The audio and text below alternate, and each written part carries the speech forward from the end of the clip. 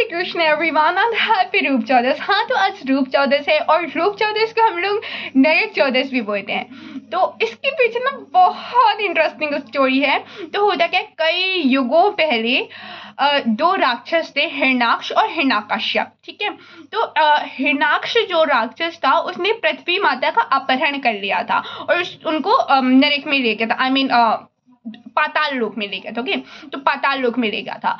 तब पृथ्वी माता ने बहुत विष्णु भगवान को प्रार्थना करी। तो विष्णु भगवान वराह के अवतार में आए। ठीक है, वराह अवतार उनने जब धारण किया था और पृथ्वी माता को बचा। तब उनका भगवान पृथ्वी माता का और वराह देव का, वराह भगवान का तो इनका विवाह हो गया और इनसे पृथ्वी माता की एक संतान उत्पन्न हुई जिनका नाम था नरक।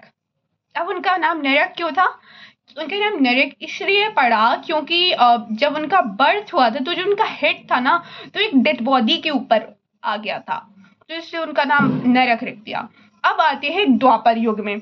द्वापर युग में क्या होता है, कान्हा जी का विवाह सत्यभामा से होता है। ठीक है, अब सत्यभामा माता कौन थी? सत्यभामा ही पृथ्वी माता ने ही सत्यभामा के रूप में इस युग में अवतार लिया था।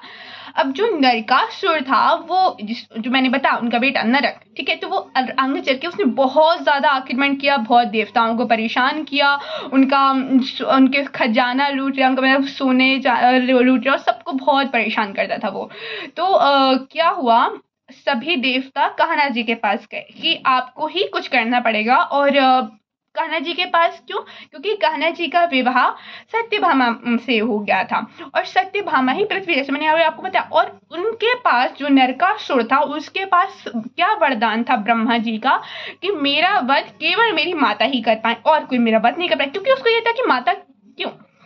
तो फिर जब उनने सत्यभामा और कान्हा दोनों जन जाते हैं उनका वध करने के लिए नरकासुर का, तो सत्यभामा जी जब उनका बाण से और धनुष बाण से उनका वध कर देती हैं और फिर कान्हा अपने चक्र से उसके सब टुकड़े कर देते हैं, उसका नष्ट हो जाता है।